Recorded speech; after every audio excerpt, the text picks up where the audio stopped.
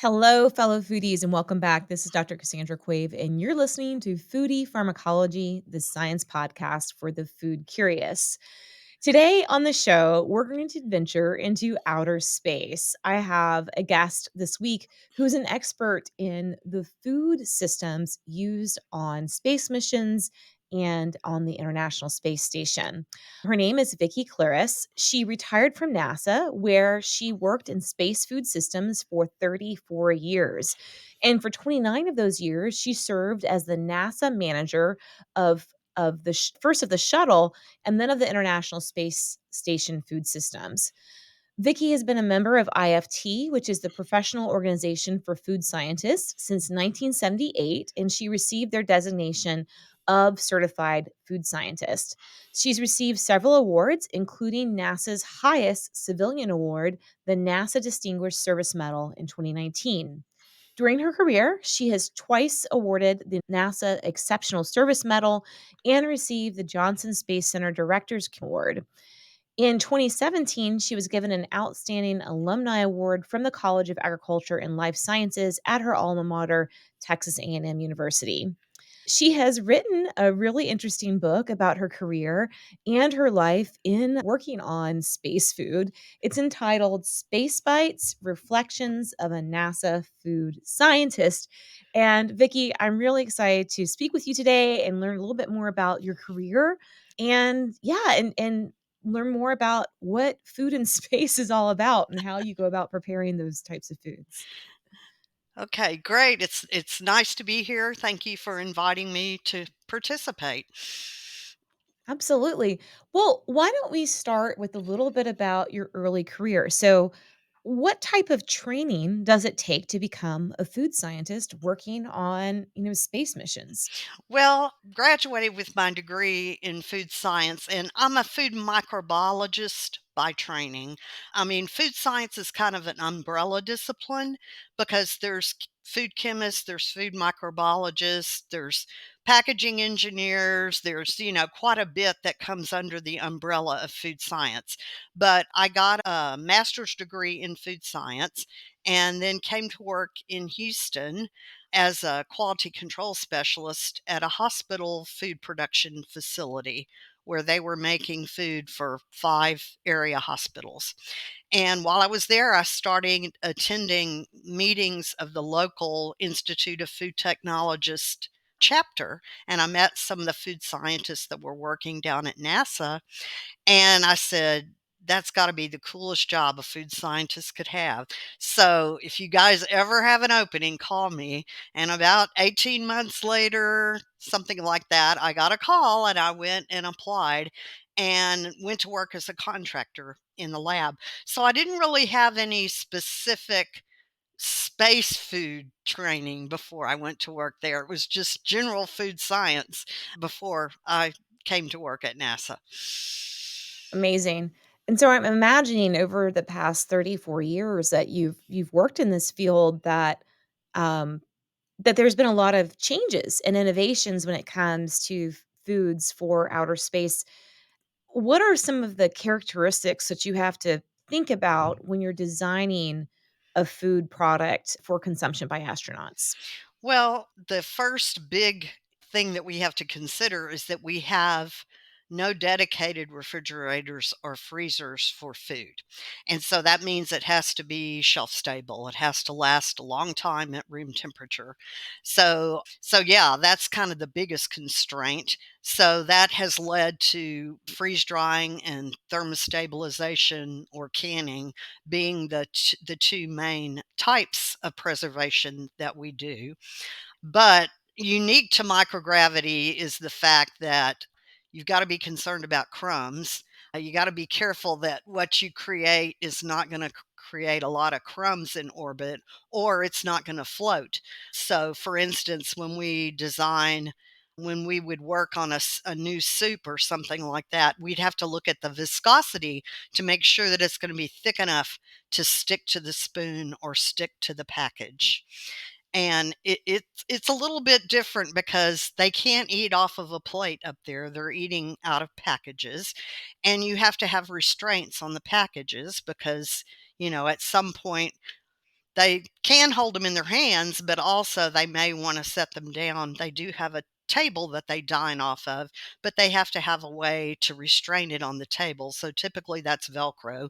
There's Velcro all over the table and all over the packages so that they can restrain, while they're eating if they wanna switch packages in mid-meal. And so packaging is, something you have to think about. How are you going to package it? If it has to have water added, we have a special, NASA has a special adapter that they put in the package, seal in the package so that it can interface with the galley on orbit and water can be injected into the package through the galley needle. So all of that has to be taken into account. One of That's a my, lot. I mean, it yeah, just thinking of, like, your food literally flying off your fork or spoon, like, yeah. I these are not problems most of us have to think about, but And that's yeah, I can imagine it creates a lot of interesting logistical challenges and when you're preparing these foods. crew members always told me that if they created the mess, then they had, if their dining created the mess, then they had to clean it up. So Yeah. they were always pretty careful, but they usually did have a towel or something handy in case something got away from them. That's great.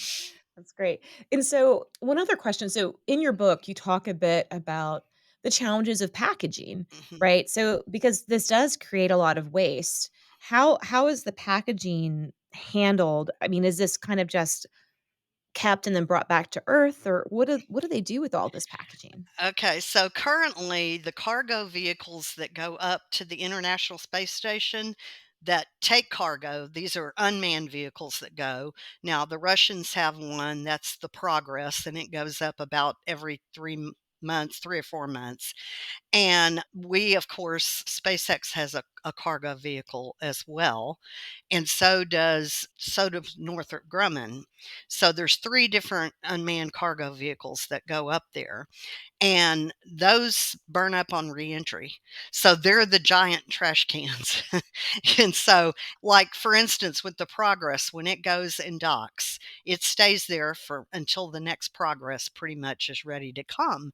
And so they're going to gradually offload the good stuff and then fill it with trash. So, anything that they need to get rid of, including food waste and other types of waste, is going to go in that vehicle and it's going to burn up on reentry. Okay, fascinating. Fascinating. So, we've talked about the logistical challenges of how you package, how you cycle these, but there are also, I'm guessing, interesting nutritional challenges for people, especially on long space missions. What are some of the different nutritional things you have to think about in terms of vitamins or certain ingredients that you have to make sure that astronauts are getting to ensure that they stay healthy? So, yeah, the nutritional profile of the food system had to change when we went from shuttle to space station because shuttle was short duration.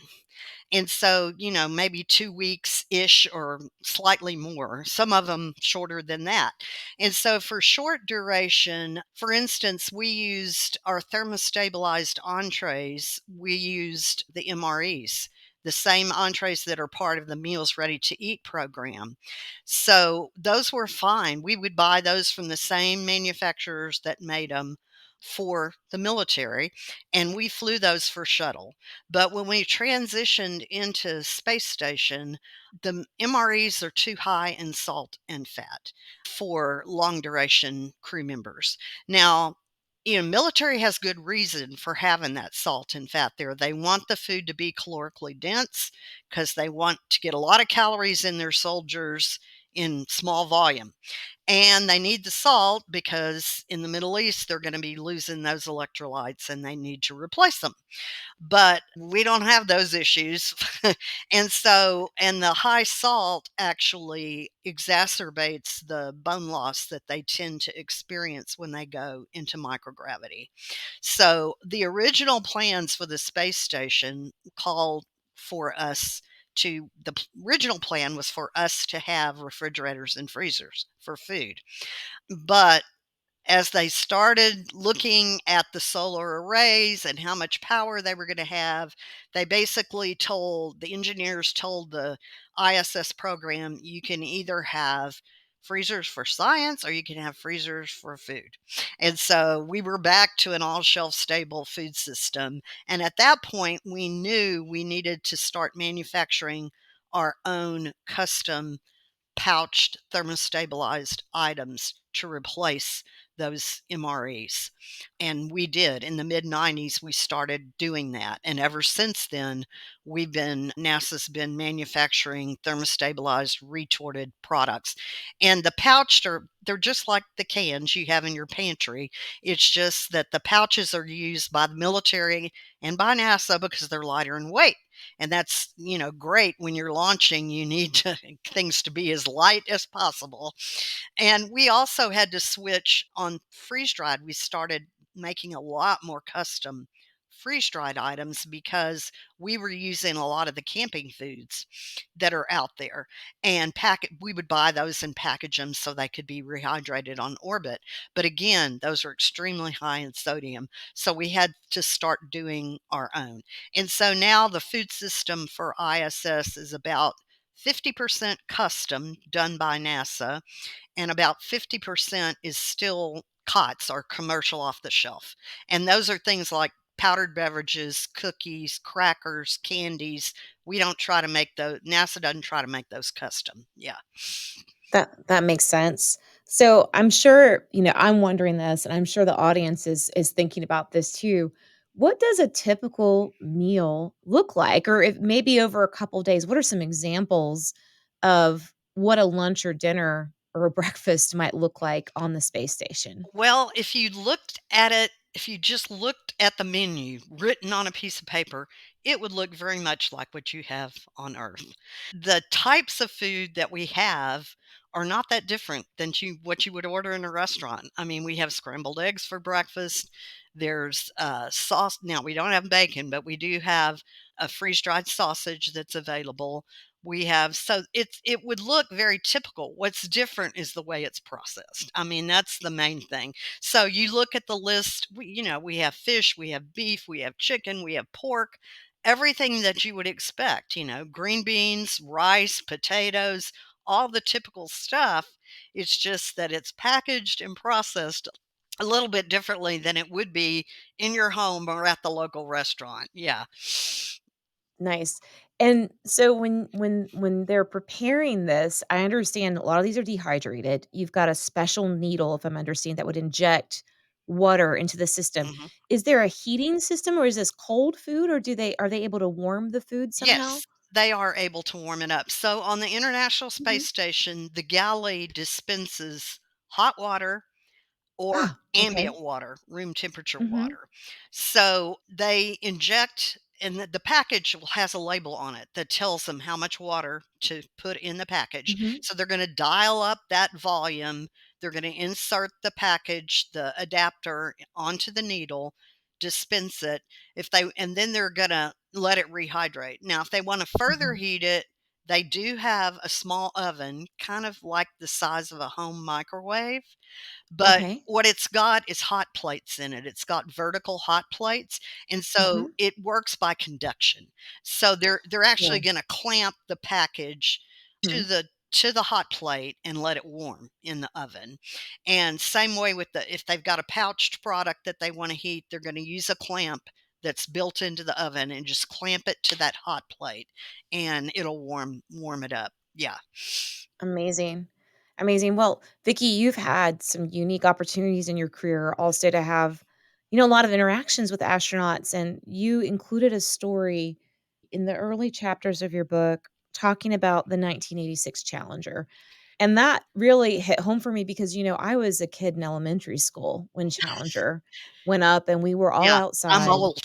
And yeah, in Florida. Well, I mean, we were out in Florida and, we would do this, as elementary school students because we could go outside and see the space shuttles launch from a Mhm. distance. And, my hometown was just a couple hours drive away, but once the shuttle got high in the air, Oh, yeah. and that was such a special special moment because it was all about education and teachers, being on this flight. So, can you share with us a little bit about your perspective of that event from that as you described in your book? Okay, so I had only been an employee. I was a contractor employee at that time, and I'd only been at NASA since August, so, just a few months. And I had not worked with any of the other crew members other than Krista McAuliffe because shortly after, just within less than a month after I came to work there, Krista McAuliffe and her backup, Barbara Morgan, came to the food lab to do a food evaluation session. So for Shuttle, what they would do, Shuttle was a 100% personal preference menu. The crew would come in, look at the foods that were available, and literally design out a menu, breakfast, lunch, dinner. And so, but they came and did this food session first. And so, since she was kind of a late addition to the crew, she came and Barbara Morgan came and they did the food session. And so I got to meet her and, get to know her a little bit. And she was so enthusiastic and so excited about doing this and so excited about bringing it back to to the classroom. And so for me, when Challenger happened, it was excruciating. I mean, it would have been even worse had I had a chance to work with the rest of the crew. And in fact, years later, when Columbia happened and I had worked with all of those crew members, yes, that was even worse. But I recall vividly the morning of the launch, sitting in the conference room down the hall. We would all go and watch the launch on TV, and I was sitting next to the spouse of an astronaut, not one that was on Challenger, but and so when it happened, she was just in shock because on TV they were talking about, well, we don't know what happened, blah, blah, blah. We're not sure about the crew. We in that room, we all knew they were dead. I mean, we knew they were gone. And so she was just in shock and sitting there saying, it could have been my husband. She just kept repeating her husband's name over and over. And my heart just went out to her because I knew from then on how difficult it was going to be for her every time she saw her husband, working on a mission. So, yeah, and it was really sad afterwards because everything kind of came to a grinding halt. It was like, what do we do going forward? So it was scary. In fact, after that, my old employer had come to me and asked me if I wanted to come back. And I think he was pretty cognizant that after the accident that people might be a little more willing to come back because it was uncertain what was going to happen. But we toughed it out and it was certainly worth it. Yeah, I mean, it's just such a good reminder of, while in the movies everything looks Mm, pretty easy, it's in reality, you know, there are so many different levels of science and engineering that go into every mission oh yeah. and to maintaining life, in these extreme environments. And now with, discussions about the possibilities of putting people on Mars, you know, I think back to how are we going to address some of these challenges? So let's circle back to the example of the International Space Station. So you mentioned that we've got, basically every 3 months they have a new load of supplies that comes up to maintain the station, to maintain food for people there. I'm guessing it's probably also bringing water. I don't know if they also have to Uh, replenish water or if that's recycled through it's the recycled now. system. During the shuttle era, they didn't have to recycle because the shuttle actually, the fuel cells on the shuttle actually produce water as a waste product. So there was an abundance of water on shuttle. So every time they docked Oh, to a great. station, they would offload water. And the Progress can Mhm. launch water. The Progress is set up that if they need to send up water, they can. But when station got as big as it is now and with as many people as they have on board, there was no way they could launch enough water. So they Yeah. they are recycling all the water on state. So, Vicky, you've talked a lot about how to make these optimized prepackaged foods. But I know that when we consider going towards the goal of a longer independent mission, such as a mission to Mars, we've got to really think about how do we create sustainable food systems in space. Now, do you have much experience with any plants that they've tried to grow on the space station? And what types of things are they exploring in terms of like, and how does one even grow a plant in a zero gravity environment? Yeah. So, the plant growth work is mainly done at Kennedy Space Center in Florida, but they do have a unit called the Veggie on the space station where they grow what we call pick and eat crops. So, this is like lettuce, cherry tomatoes, things that can be consumed without really having to cook or process them because they really don't have the capability to cook on the space station. The temperatures that they have in the galley will warm stuff, but really don't get hot enough to really be cooking temperatures. So it's gotta be stuff that they can just pick and eat, basically. And so they do grow, peppers, cherry tomatoes, lettuce, stuff like that, but the volume is so small that it's not a significant part of their menu, and that's gonna be a challenge even for a mission to Mars because they're not although they will no doubt grow some products in transit to Mars, they're not gonna have the volume to make it a significant part of their menu. So it's almost gonna be more of a psychological part of the menu than an actual significant nutritional, impact on the menu, on the total diet.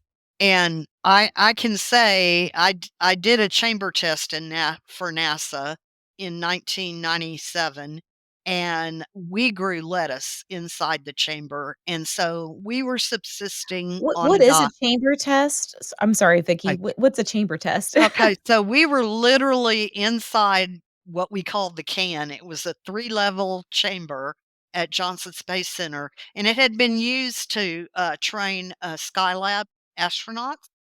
But it was set up for the purpose of our test, it was set up to do an engineering test on air and water recycling systems. And so there were 4 of us that spent 91 days in the chamber. And really, we were there to be a biological load on the system. That's basically what we were there for. But while we were there, we did about 13 different experiments because the 91 days was long enough that the scientists had, were able is significant enough that they could get data that would apply to longer duration stays in space. And so we were subsisting on a diet very similar to what they have on the ISS. Really, it was closer probably to a shuttle diet at that point in time. But we did grow lettuce while we were in there. And it was kind of nice because, I mean, it was a psychological boost in that it was something green. And, the rest of the chamber was definitely, there was nothing green and growing inside the chamber. Uh, Plus, it was one of the few things that changed, during the course of the test, and I've heard crew members, in that have been on ISS that the plants were one of the few things that changed other than the length of their hair during their time on space stations. So, at this point, it's more of a psychological thing, but it is nice. It is a nice to have for sure to augment Yeah. to the menu. Yeah. I can imagine having access to some of those, like, phytochemicals, like, if you could grow maybe culinary herbs like basil or, things that could really add flavor, but also health benefiting molecules to the diet, that could be interesting. Yeah. Well, and I guess the longer term process of, let's say, if you're not only going on a very long voyage to Mars, but then there's a challenge of not only making the voyage, but really setting up a colony with no backups, right? You're not gonna have that ship coming in every 3 months with new stores. So, what have the discussions been like around that? Like, what are some of the challenges that food scientists and engineers are trying to solve for future possible Mars missions? the biggest challenge is what right now is what the total duration is gonna be. Because with current propulsion technologies, it's gonna take about 6 months to get there. And once you're there, you gotta stay around 18 months or so for Earth and Mars to get close together again so that you can come home. And then you've got the 6-month trip home. So you're basically looking at about a 3-year mission, roughly. And so that's a huge challenge. I mean, we can make food like the current food system that can last that long and be safe to eat from a microbiological perspective. But the biggest challenge is that over time, and you're gonna have to preposition a lot of this, kinda like if you in the movie The Martian where this a lot of the stuff was waiting for them. You're gonna have to preposition because they can't take it all with them. And so by the time you preposition the the food, I mean, they can take some with them, but the stuff they eat on that return trip could be like 5 years old. Because on the initial trip to Mars, you're not gonna have any infrastructure to grow crops. You might be able to set some up, but nothing's gonna be there waiting for you. So you're not gonna get a lot of your food, you're not gonna be able to grow a lot of your food during the time that you're there. And frankly, that's not gonna be the top priority. Growing food is not gonna be the top priority of that first crew on Mars. Exploration and science are gonna be their top priority. So the food they eat on that return trip will be stuff that was either sent with them or prepositioned. So it could be as much as 5 years old. And if they there's talk of prepositioning using a solar powered rocket instead of a chemical rocket because it's cheaper and but that takes a long time. It's a slow boat to Mars. And so then you could add even more to that 5 years. And so, like I said, we can produce food that is safe to eat for that length of time. But the problem is you can stop the microbiological changes in the food. You can't stop the chemical changes. So over time, the quality is going to degrade, the color, the texture, the flavor, all of that's going to be less. And some nutrients, not all, but some nutrients decay over time due to chemical changes. So the challenge is to have high quality, highly nutritious food because NASA wants high performance of the crew even on that return trip during that 6 months or so back. And so that is the real challenge, how to slow those chemical changes, and it could end up being a combination of you potentially refrigerate some of it, but you don't wanna refrigerate food that has to be refrigerated because then if the refrigerators fail, it's not safe to eat anymore. But if you refrigerate shelf-stable food, you can slow those chemical changes down, and if the refrigerators fail, it's still safe to eat. The quality may not be as good, the nutrition may not be as high, but you won't starve. So, So, uh, like, if you when you say refrigeration, are we talking like 4 degrees Celsius? Would there be opportunities for freezing things at -20 or or probably, I'm guessing not just because of the Mhm. power required. Yeah, I it's a lot I of don't I power. don't know.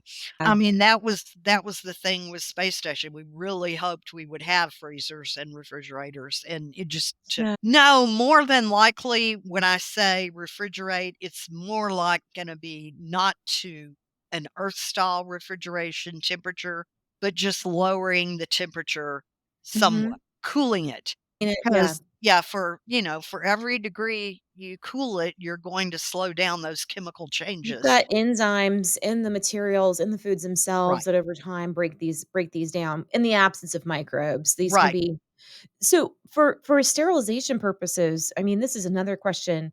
I did my well, very long time ago, I got my start in science and microbiology, Uh-huh. and I was really interested in It's an odd thing to be interested in as a kid, but I was very interested in Mhm, irradiation of beef as a means of reducing E. coli load in ground beef. mhm. That was, like, one of my middle school science fair projects, but I've always wondered, like, could we better leverage things like irradiation to sterilize foods, or are these, like, heat sterilized? Like, when you prepare these, how are you ensuring that they're microbe free?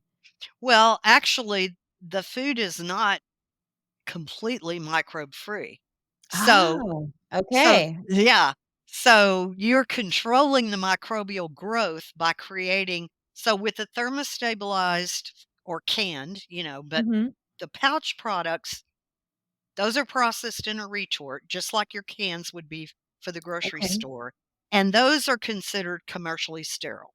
So okay. under a normal environment, they're not gonna grow anything. Now, there's the remote possibility that some thermoduric bacteria that grow at really high temperatures might survive that process. So if you took canned foods or pouch foods and stored them at a really high temperature, you might see some microbial growth.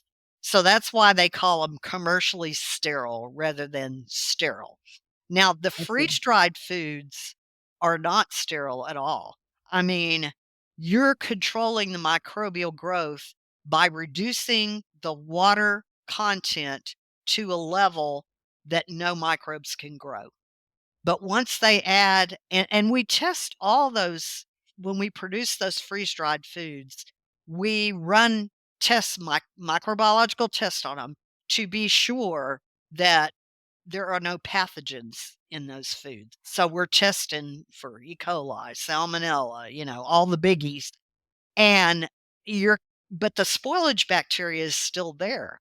And so when you add the water back, you either have to eat it or put it in the trash because you don't have a refrigerator for leftovers. And so we often had to remind crew members of that fact because they kind of had the mindset that oh it's sterile, but it's really in the case of the freeze dried, it's not sterile. And in the case of the commercial off the shelf items, the powdered beverages, the cookies, the crackers, the candies, all of those are basically they're not sterile, but the microbial growth is controlled because the water is not available for the microbes to grow. That makes sense. Okay, that makes a lot of sense. And Yeah. irradiation is, I might add, NASA still uses some irradiated products, and they've used them in the past. Yeah, Uh, I think it's a I mean, from everything I've read, it seems to be a very safe process for decreasing, yeah, so microbial load and currently in the United States, irradiation to a level of shelf stability is not approved. So NASA actually has a special dispensation special dispensation. to be Wow. able to do that, because in Mhm. the US, you cannot market a product that has been irradiated to a level of shelf stability. Now, that said, irradiation is used in the US, and it's basically used just like you're talking about to reduce microbial load. So, Mhm. for instance, strawberries sometimes are irradiated Mhm. to reduce, it extends the shelf life by reducing the microbial load. Yeah. Chicken can be done that way to Mhm. kill off a lot of the salmonella to, Yeah, yeah. So it's interesting. irradiation is Okay. used. It's not as widely used as it could be. And that's mainly because it's probably a more expensive process than freeze drying or, or Yeah. canning. Yeah. That makes sense, that makes sense. Yeah. Well, I'm thinking about microbes too. My mind's immediately going also to, like, what's the role of, for example, probiotic organisms when you're in space? I don't know if they're I mean, I kind of wanna get fecal samples and see what's happening to the gut microbiome of crew members when they're out for a long time, because one would imagine that also living in that low gravity environment might change different microbiome dynamics, and I'm wondering, has NASA ever explored, like, any kind of dietary supplementation with probiotic organisms or with, I don't know, herbal supplements. I'm just wondering, like, what are some other things that you might be able to integrate into the diet to promote health among for long-term So, missions? supplements, right now, the only supplement that is part of that everybody takes is vitamin D because they don't get the sunshine, right? So they've got the vitamin D available. Now, any other supplements that they might take, that's between them and their flight surgeon. And so we're really not privy to that unless the crew member shares it with us. And so they can ask for various supplements if they, say they take a one a day every day or something, they can ask for that to be part of the medical kit and have it available to them on orbit, but it would not be supplied through the food Through the system. food system. Yeah. That makes sense. But NASA is beginning to look at, in fact, one of my former colleagues has done some research where she has looked at having the crew members eat, tell them to eat certain types of foods to try to enhance the microbiome and to see the effect of enhancing that microbiome. And the biggest concern is because of the immune system. So we already know, we have evidence that when crew members are in space for a long time, their immune system degrades somewhat. And so that's why they're looking at how to use diet as one of the methods potentially to help fortify the immune system.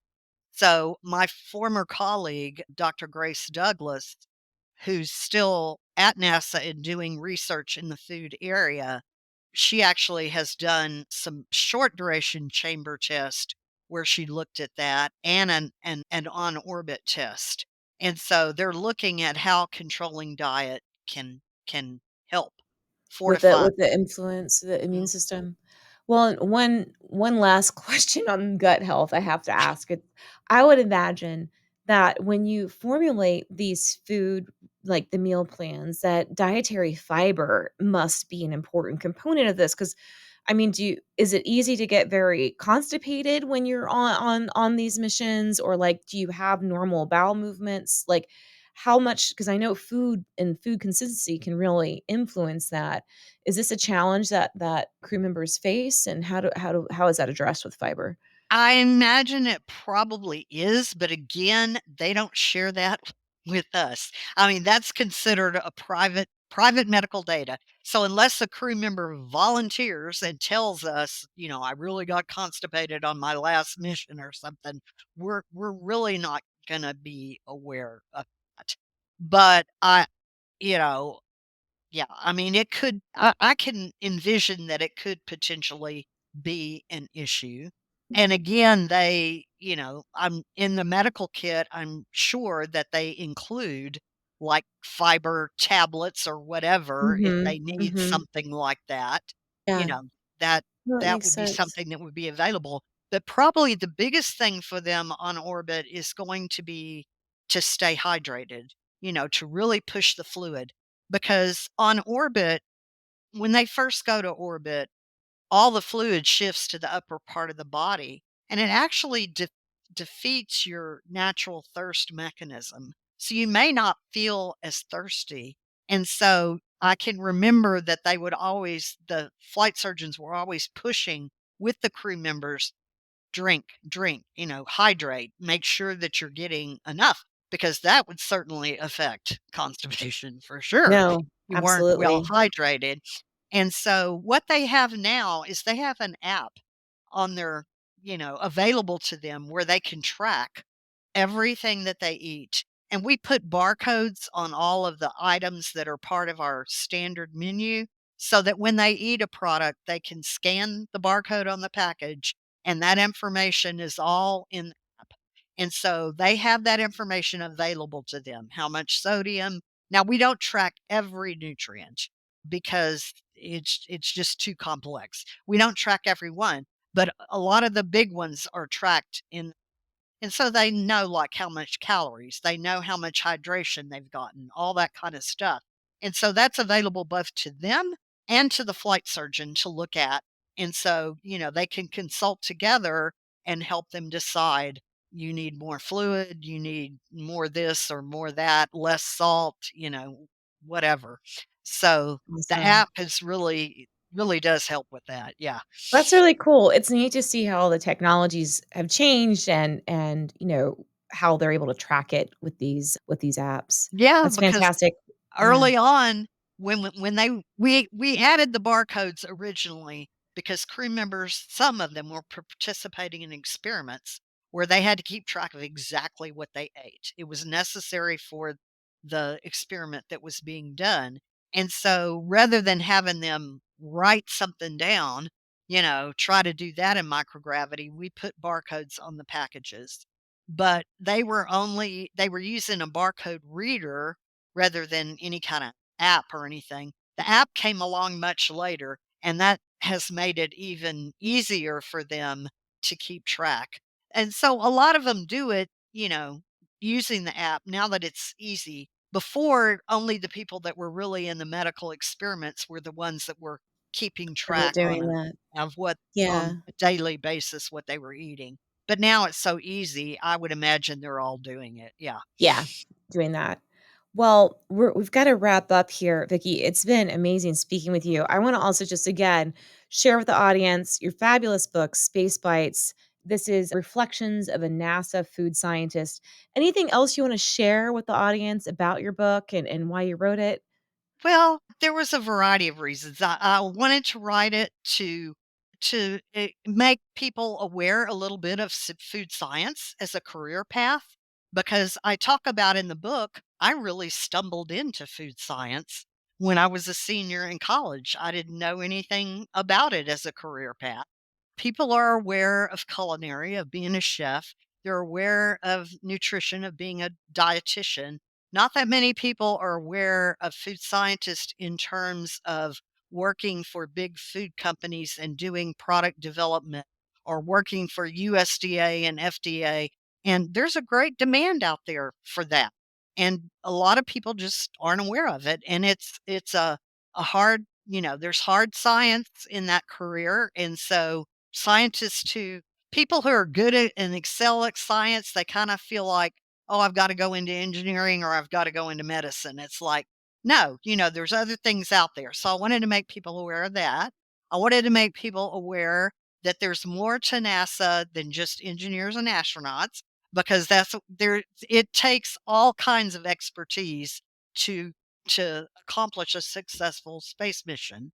So I wanted to do that as well. So that's kind of the two big reasons I wrote the book. And, Amazing. any profits that I make are going to go to scholarships for food scientists.